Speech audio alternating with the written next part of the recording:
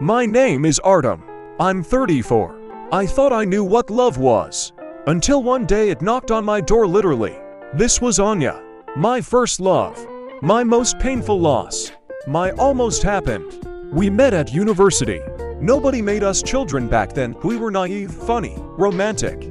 She wore oversized sweaters, drank liters of tea, and wrote down her thoughts in notebooks that she never showed to anyone. And I just loved watching her read. It was as if the whole world had ceased to exist. Our love was sincere, but very young. We both made mistakes. We were offended over stupid things. We argued over trifles. We were silent when we should have spoken.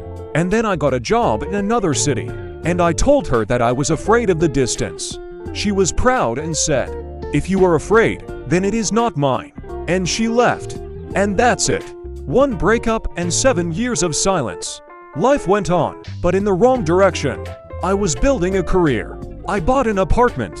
I was in a relationship that seemed right but not that warm. The woman I lived with was smart, beautiful, but there wasn't that fire, that lightness, that no. We parted quietly, without offense. She said, "You don't love me." And I couldn't deny it. I thought I was just not made for love. And then it's evening. The doorbell rings. And there she is. I opened the door and almost forgot how to breathe. Anya? A little older, a little sadder, a little more tired. But the eyes were the same. My favorite.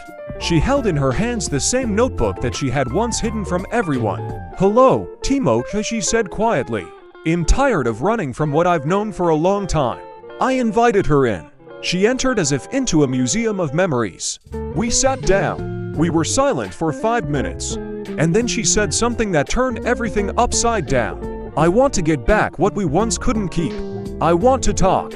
I want to be close for a little while." I didn't know what to say.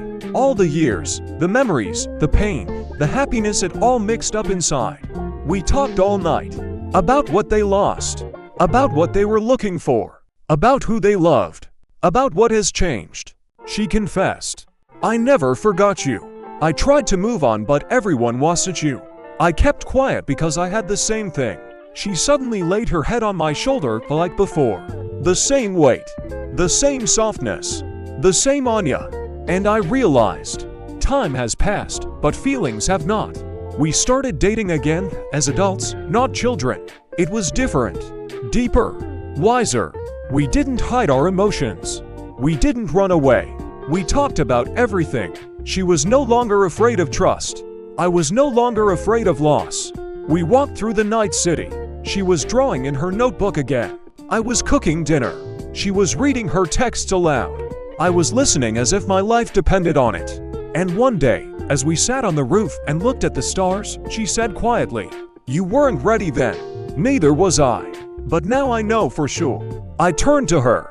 She whispered, "You are my home." And the ending, it's simple, and the most real. A year later, I proposed to her in the same place where we first kissed on the old bridge. She cried so hard she couldn't say yes until she caught her breath. And then she shouted, "Yes. Didn't you hear? You are my favorite yes in life." And I realized one important thing. Sometimes people go their separate ways to find themselves. And then they come back to find each other. This is true love.